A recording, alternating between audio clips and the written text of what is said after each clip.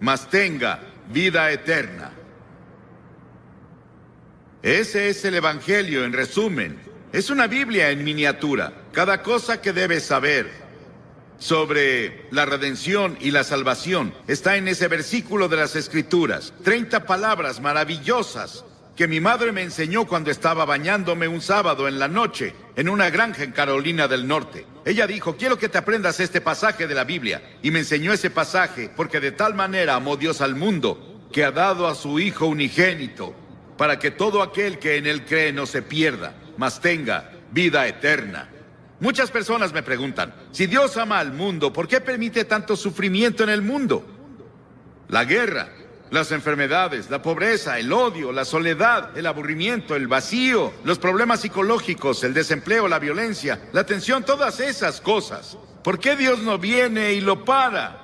Esa es una pregunta que muchas personas se hacen. Algunas personas aquí en Nueva York dicen: ya no puedo más, y se están suicidando. Las presiones de la vida son muy grandes. Ellos no las soportan. ¿Por qué? Si hay un Dios, ¿por qué no lo termina? Algunas personas dicen: ¿por qué Dios nos ha abandonado? Pero Dios no nos abandonó. Nosotros lo abandonamos. Muchos de los jóvenes aquí han oído la canción del año pasado del álbum Edge of the Century, álbum de Styx.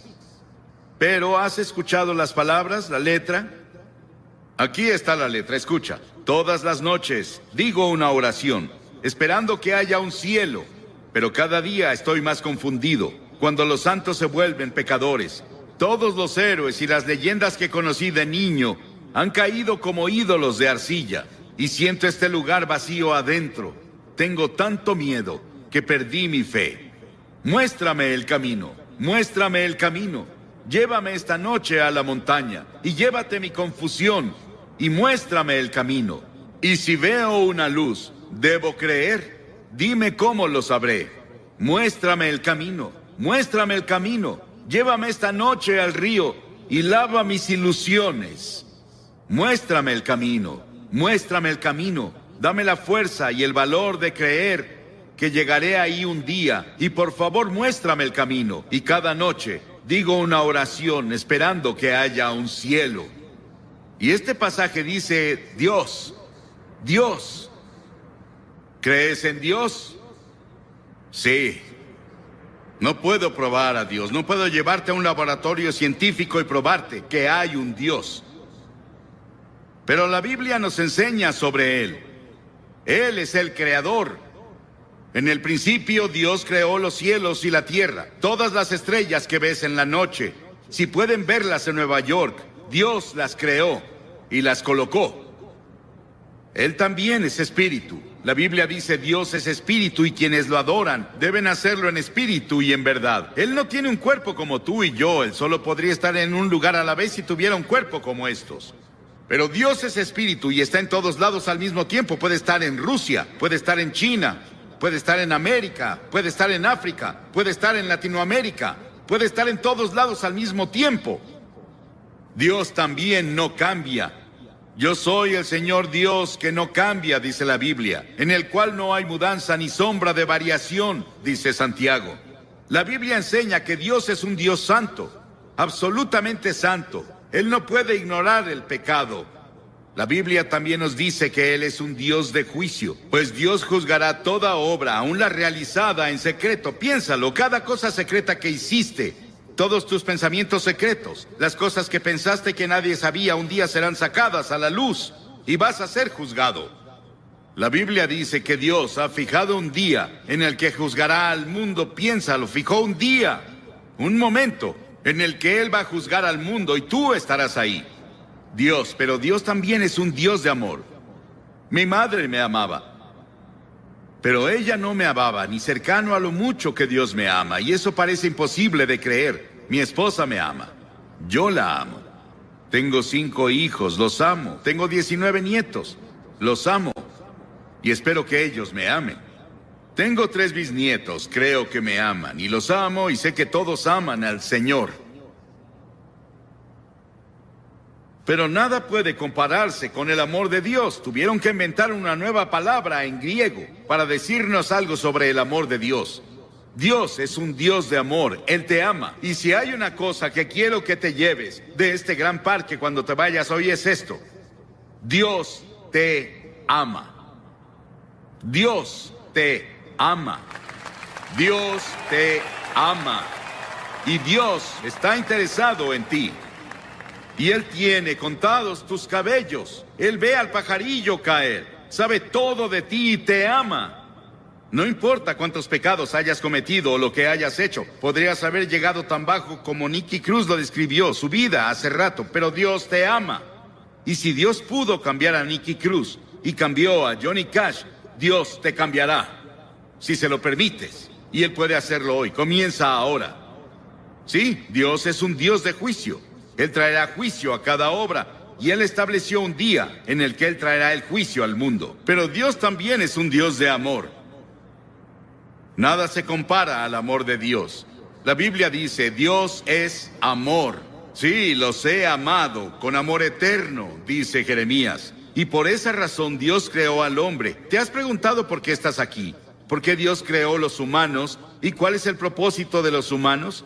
Dios te creó porque Él es un Dios de amor. Y Él quería que otras criaturas en el universo pudieran elegir amarlo también. Entonces, Él creó al hombre, Adán y Eva. Él los puso en un paraíso perfecto.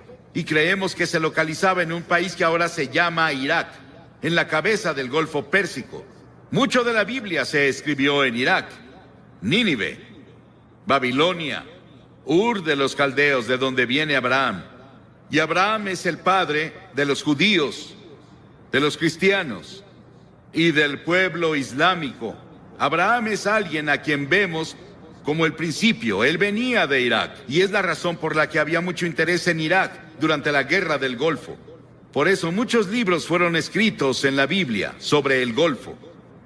Y Dios creó al hombre y lo puso en el jardín del Edén, un ambiente perfecto, un paraíso perfecto. Y Dios le dio al hombre una elección. Dios dijo, quiero que tengas todo el fruto del jardín, salvo un árbol. No puedes comer de ese árbol. Dios probó al hombre. Y Dios dijo, si comes de ese árbol, vas a romper mi ley. Vas a sufrir y morirás. Y el hombre rompió la ley de Dios. Dios le dio el libre albedrío para elegir. Y el hombre eligió rebelarse contra Dios. Escuché un talk show en la tele el otro día. Pude escuchar a casi todos. Discutían qué está mal con la naturaleza humana. ¿Por qué las personas hacen las cosas que hacen? ¿Por qué las personas cometen los crímenes que hay? ¿Por qué las personas dicen mentiras? ¿Por qué hay tantos celos? ¿Por qué hay tantos problemas en el mundo? Es porque el hombre está enfermo. Y la enfermedad se llama pecado. ¿Cuál es la principal causa de la guerra? El crimen, el engaño y el fraude. ¿Por qué debemos tener hospitales y cárceles con barrotes en las ventanas y fuerzas policíacas y fuerzas militares? Nuestros problemas sociales básicamente son morales y espirituales, y los problemas morales requieren una solución religiosa. Todos estos problemas indican que algo está mal con la naturaleza humana. Las personas esperan que la tecnología o la fuerza política nos salven. Pero Dios dice, tu problema está en tu corazón. El primer pecado que se cometió fue cometido en un paraíso. Es un problema del corazón. Jesús dijo, porque del corazón salen los malos pensamientos, los adulterios, la fornicación, los homicidios, los robos y las calumnias. La Biblia dice en Romanos 6, la paga del pecado es muerte. La Biblia dice, pecado es romper la ley. ¿Qué ley? La ley de la conciencia. ¿Has ido en contra de tu conciencia? Cometiste un pecado. ¿Alguna vez has roto alguno de los 10 mandamientos? Eres pecador. No has cumplido los requerimientos del sermón de la montaña. Eres un pecador. No cumplimos lo que Dios requiere. Somos pecadores ante Dios. Y el pecado se interpone entre Dios y tú. Se interpone entre tú y la paz. Entre tú y la felicidad. Entre el gozo y tú. Entre tú y la seguridad de que si mueres irás al cielo. Salomón, el gran rey de Israel, una vez dijo, no hay un hombre sin pecado. Estamos alejados de Dios. Recordemos eso. Estamos separados de Dios. A pesar de eso, Él aún nos ama. Sí, hay un infierno. Hay un infierno en esta vida. Pero también hay un infierno en la vida venidera, si estamos separados de Dios. La Biblia enseña que la muerte tiene 3 dimensiones. Hay una muerte natural, cuando mueres. Vas a ser sepultado o vas a ser cremado, como sea que lo hagan. Desaparecemos de esta tierra, pero hay una muerte espiritual. Dentro de ti viven tu alma o tu espíritu. Esa es la parte de ti que vive para siempre. Es la parte con la que tienes comunión con Dios. Y has quebrado la ley de Dios y como resultado estás espiritualmente muerto. Estás muerto para Dios. Y esa muerte continuará a lo largo de toda la eternidad después de que mueras. Y no vas a estar ahí con miles de personas divirtiéndote como muchas personas describen el infierno. Vas a estar solo.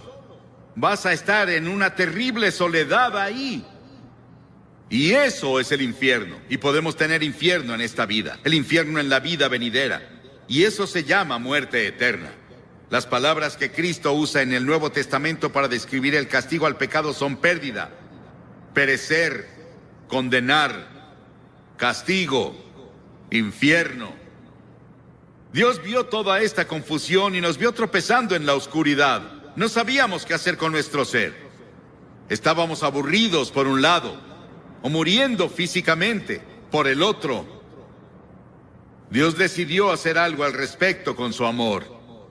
Dios no podía olvidarnos, o no cumpliría su palabra, no sería Dios. Dijo que si pecabas, morirías. Que si pecabas, sufrirías. ¿Debemos sufrir y morir para que Dios cumpla su palabra? Un día caminaba con uno de mis hijos en un sendero de Carolina del Norte. Pisamos un hormiguero y vimos abajo y había hormigas muriendo y sufriendo y su casa estaba destruida. Mi hijo me dijo, papá, ¿no sería genial que las ayudáramos a reconstruir su casa y las lleváramos a sus hospitales? Y dije, sí, pero somos muy grandes y ellas chiquitas. Y pensé que era una buena ilustración. Dios miró desde el cielo y nos vio con toda nuestra oscuridad, con nuestros tropiezos y nuestros problemas, y peleas, y disputas, y dificultades, y guerras. Pero Dios era muy grande. Somos muy pequeños. Parecemos hormigas arrastrándose en este planeta. ¿Qué podía hacer Dios? Dios decidió hacer algo al respecto. Dios se volvió hombre. Dios se volvió hombre. Y ese hombre es el Señor Jesucristo. Él nació de la Virgen María y vino con un propósito. Él vino a salvarte y a salvarme y a salvar al mundo. Y Él vino a morir. Es el único hombre que vino al mundo con el propósito de morir. Llevó nuestros pecados a la cruz. Lo llevaron fuera de Jerusalén y lo clavaron ahí los romanos, no los judíos, los romanos. Lo llevaron fuera de los muros de Jerusalén y lo clavaron en una cruz. Y Él derramó su sangre. Y en ese terrible momento, cuando estaba ahí, dijo, Dios mío, ¿por qué me has abandonado? Y en ese terrible momento, hizo 7 agonizantes expresiones. Y en esas expresiones, Él nos decía que se llevó nuestros pecados. Fue hecho pecado por nosotros. Piénsalo, Él fue hecho pecado. Se volvió culpable de tu adulterio. Se volvió culpable de todos los pecados sexuales que cometiste. Se volvió culpable de toda la envidia y los celos y las peleas y los asesinatos y homicidios que lees en los periódicos casi a diario. Él lo hizo, pecado por nosotros. El Señor puso sobre Él la iniquidad de todos nosotros.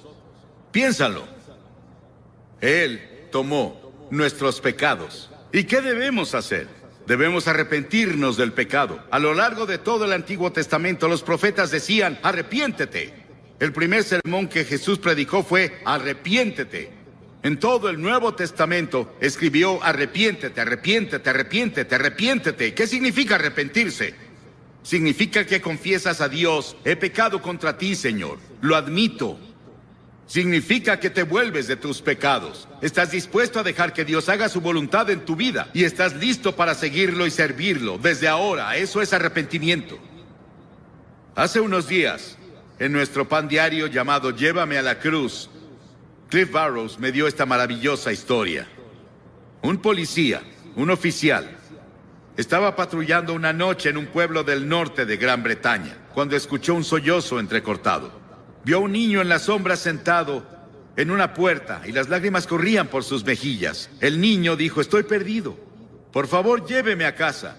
El policía comenzó a nombrarle calle tras calle, intentando ayudar al niño a recordar dónde vivía. Él nombró tiendas y hoteles en el área, pero no tuvo éxito. Luego recordó que en el centro de la ciudad había una iglesia con una gran cruz blanca que sobresalía por arriba de la ciudad. Él la apuntó y dijo: ¿vive cerca de eso?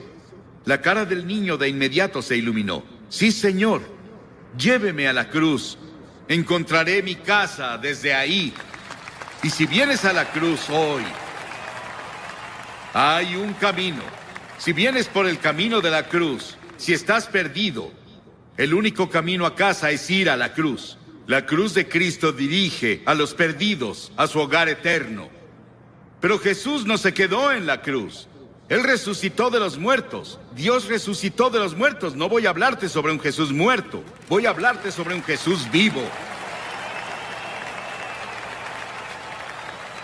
Y ese Cristo vivo puede venir a tu corazón hoy por el Espíritu Santo y hacerte una nueva persona. Darte una nueva visión de la vida. Quitarte esa soledad. Quitarte esos pecados que has cometido y limpiarlos para que cuando Dios te vea, no vea tus pecados. Estás justificado a sus ojos, como si nunca hubieras pecado. Y luego la Biblia enseña que Jesucristo vendrá de nuevo un día. Estuve en Jerusalén y estuve hablando un día con el rabí en jefe. Y le pregunté: Señor, ¿cree que el Mesías va a volver? Y él dijo: sí, claro. Y dije: yo también. Pero creo que cuando venga, usted verá que es Jesucristo. Él se rió por un momento con su taza de café y dijo... No se rió, me sonrió. Y dijo: claro, esa es nuestra diferencia. Ambos esperamos al Mesías, pero nosotros creemos que será Jesucristo.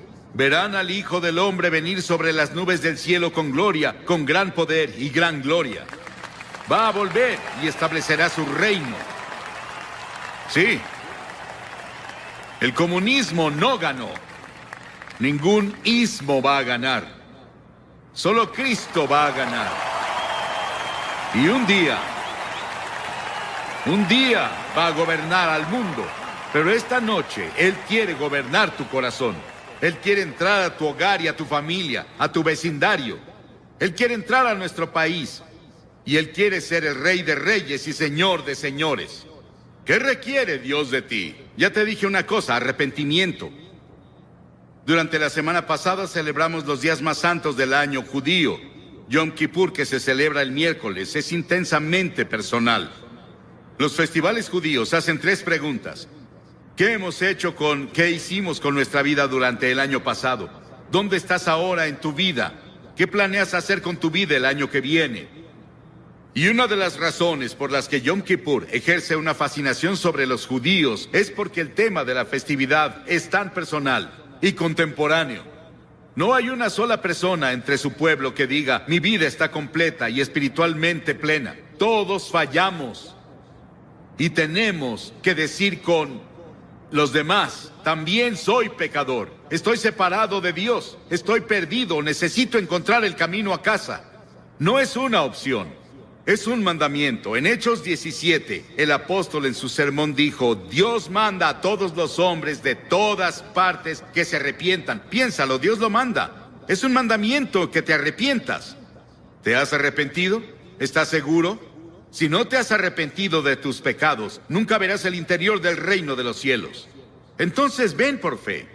Por gracia han sido salvados, por fe y no por obras, para que nadie se jacte. Nunca podrás ganarte entrar al cielo. Debes ir por fe en Cristo. Y vienes por la gracia de Dios. La gracia significa algo que no mereces. No puedes ganártelo. Vienes por fe a Él. Así fue conmigo. Con la fe de un niño. Dirás: Billy, esas cosas son tan simples. Jesús habló con tal simplicidad sobre las cosas espirituales que los niños lo oyeron con gusto. Debemos hacerlo simple. Es una verdad profunda, pero debe ser proclamada con simplicidad. Y todos...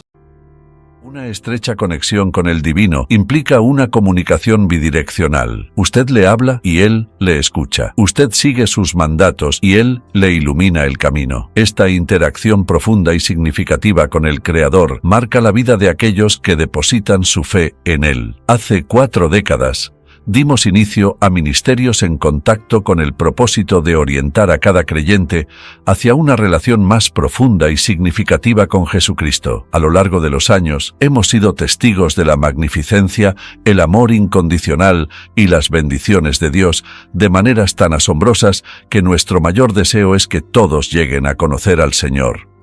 Por lo tanto, te invitamos a abrir el Sagrado Libro y a buscarlo juntos. Hoy, en nuestro programa En Contacto, exploraremos los 7 hábitos que definen una vida dedicada por completo a Dios. Este mensaje se presenta bajo el título Los 7 hábitos de una vida consagrada a Dios. Debería escribir cada uno de ellos y preguntarse, ¿soy una persona consagrada a Dios? En primer lugar, veamos un par de definiciones. Comencemos con qué es un hábito. Un hábito es un patrón de comportamiento a menudo inconsciente que se adquiere por repetición frecuente. Ese es un hábito. Algo que hacemos una y otra vez. Desde luego, la segunda definición es que es una vida consagrada a Dios. ¿Qué es consagrada? Es una vida que ya no busca satisfacción propia mediante un estilo de vida pecaminoso, sino que se ha entregado a Dios y a su voluntad en su vida. En otras palabras, diríamos que esa es una vida santificada, no perfecta. No quiere decir que nunca peque, sino significa una vida rendida por completo a Dios. Así pues, deseo darle 7 hábitos que todo creyente debe hacer parte de su vida, y el primero es este. El primer hábito es una vida de oración. Uno de mis pasajes favoritos, en Marcos, capítulo 1, cuando los discípulos nunca entendieron esto del todo, pero dice la Biblia en Marcos 1:35, levantándose, muy de mañana, siendo aún muy oscuro, salió y se fue a un lugar desierto, y allí oraba. Y le buscó Simón y los que con él estaban, y hallándole le dijeron, todos te buscan. Eso es típico en cuanto a la forma de actuar de algunas personas. El Señor estaba haciendo lo más importante en la vida, y no lo entendían. Y asimismo, por ejemplo, en Lucas capítulo 4, versículo 42, cuando ya era de día, salió y se fue a un lugar desierto, y la gente le buscaba, y llegando a donde estaba, le detenían para que no se fuera de ellos. Pero él les dijo, es necesario que anuncie el Evangelio, etc. Ahora, una vida de oración no se refiere a orar de vez en cuando, se refiere a sentir cada día la necesidad, el deseo, el gozo y el gran poder que viene de orar, hablar con el Padre. Es decir, debe ser un hábito, algo que recurre en nuestra vida, no solo cuando estamos en aprietos, en necesidad, sino porque amamos a Dios y estamos agradecidos por quién es Él y lo que hace en nuestra vida. Por ejemplo, en Lucas capítulo 11, los discípulos vienen al Señor Jesucristo y le pidieron, enséñanos a orar como enseñó Juan el Bautista a sus discípulos. Así que, ¿habían visto algo distinto en la oración del Señor? No se trataba de algún ritual que se acostumbrara en aquel tiempo, pues sentían que le hablaba personalmente al Padre Celestial. Al ver esos versículos, piénselo. La verdad es que no se puede tener una vida consagrada sin tener una vida de oración. No se puede. Todos vivimos en un mundo de tentación, pruebas, penas, cargas y pecado. Y a donde vayamos, allí está. No podemos tener una vida consagrada a Dios, y no he dicho sin pecado, sino consagrada, y ya definimos lo que eso significa. No se puede tener una vida consagrada sin una vida de oración, porque ésta nos conecta a Dios Todopoderoso y nos hace sensibles a su voluntad, propósito y plan para nuestra vida. Sin orar, no habrá una vida consagrada. Si lo piensa, es la actividad más importante de nuestra vida. Necesitamos tener una vida de oración. Luego, el segundo hábito es tener fe o confianza en Dios. Me encanta el Salmo 103, versículo 19. Dice la Biblia, Jehová estableció en los cielos su trono, y su reino domina sobre todos. Pensemos en lo que significa ese versículo. Si Dios Todopoderoso ha establecido su trono en los cielos, preste mucha atención. Su soberanía, o sea, su poder divino sobrenatural, omnisciente, domina sobre todo. ¿Qué hace eso? Nos da una gran base para creer en Él. Al saber que Dios está a cargo, No importa lo que suceda, ni cómo, ni mediante quién, ni por la razón que sea, sé que Dios tiene las riendas y puedo confiar en Él para lo que sea que permita en la vida. Creo que es un versículo muy importante porque si no confiamos en Dios, si no confiamos, no oraremos.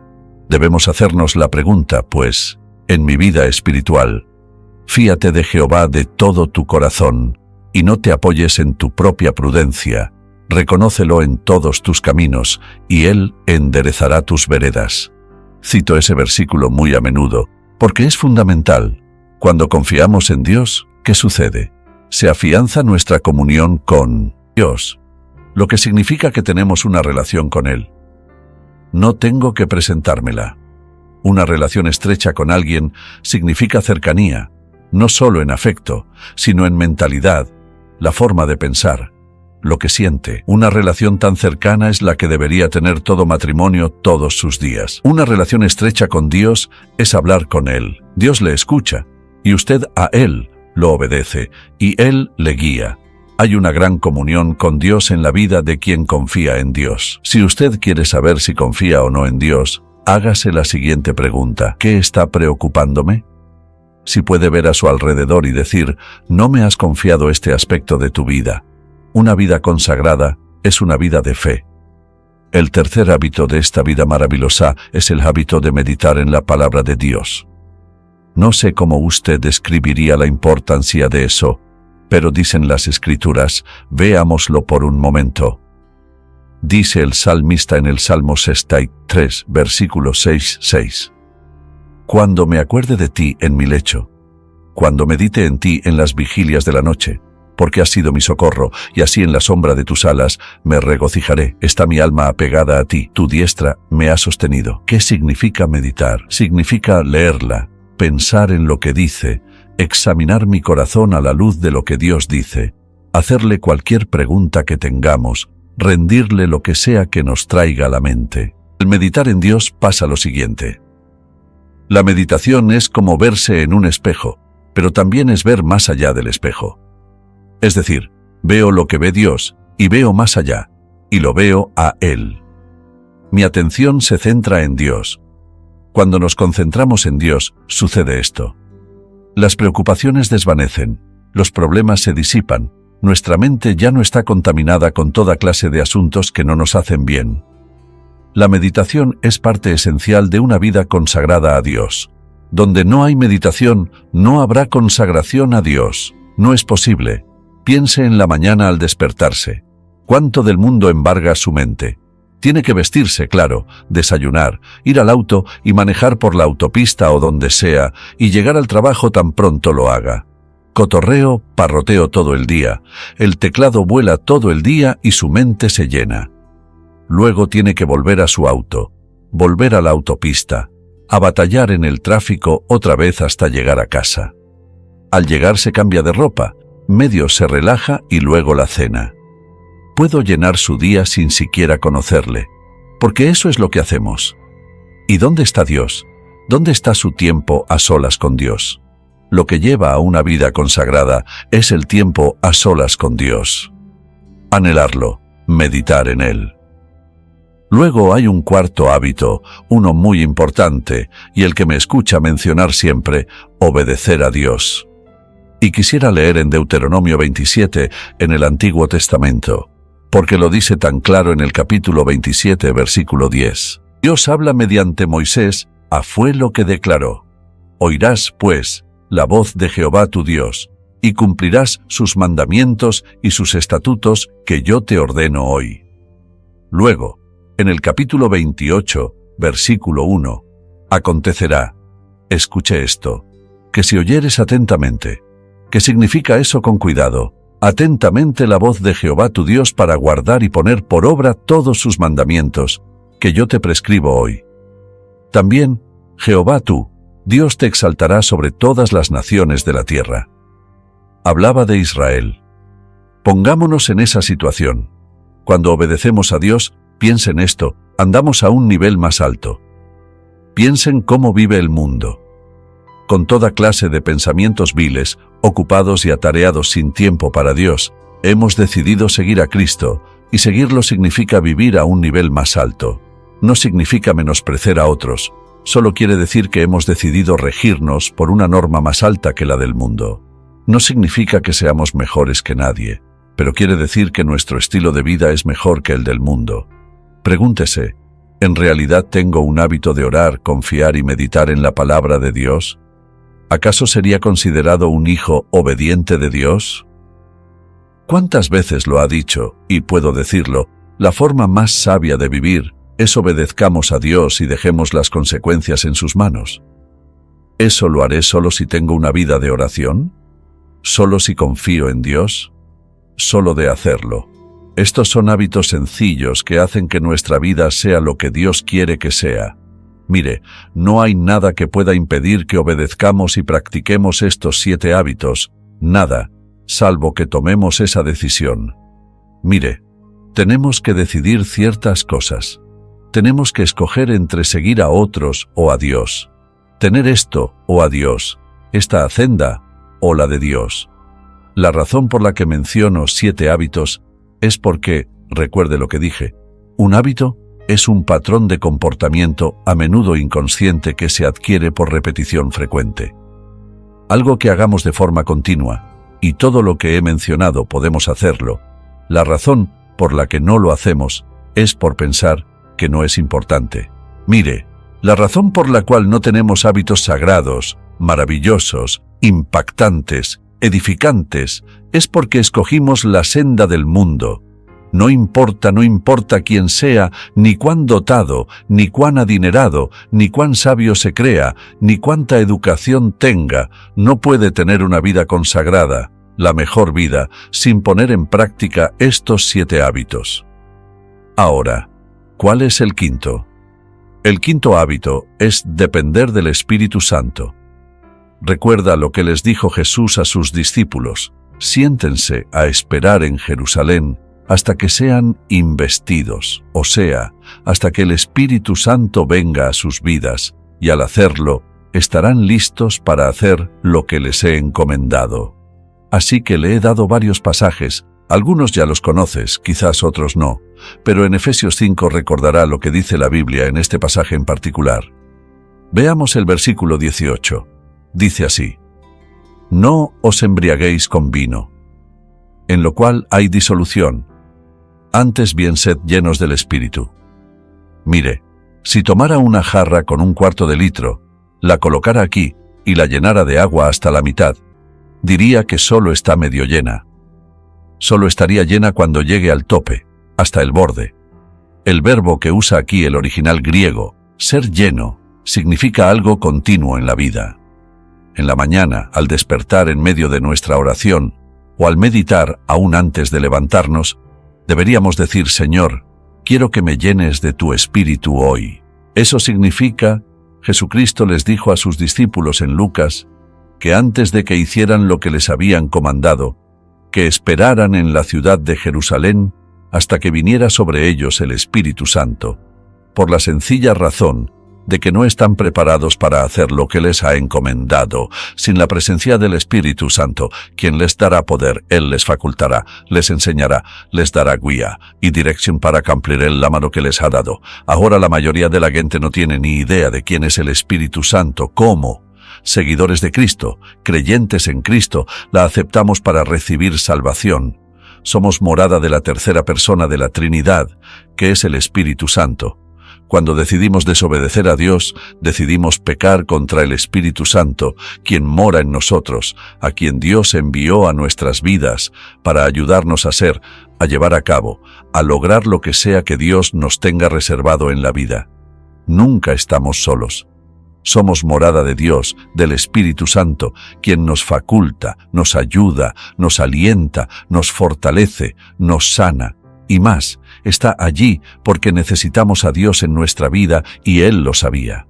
Desde luego, hay un sexto, que es dar a Dios y a otros. En el 6º capítulo de Lucas, es un capítulo muy conocido. Recordemos lo que dice: dad, y se os dará, medida buena. Escuché lo que dice: apretada, remesida y rebosando darán en vuestro regazo. Porque, con la misma medida con que medís, os volverán a medir. Cuando pienso en darle a Dios, mi ejemplo favorito es este, y estaba recordándolo anoche. Mi primera maestra de escuela dominical todos los domingos, y recordó las siglas de varios colores, verde, rojo, amarillo, azul, etc. La maestra de la escuela dominical no recordó su estatura, pero en aquel entonces me parecía de 3 metros cuando estaba sentado. Tenía el cabello negro, nadaba dulce y maravillosa, y llegó el momento de recoger la ofrenda.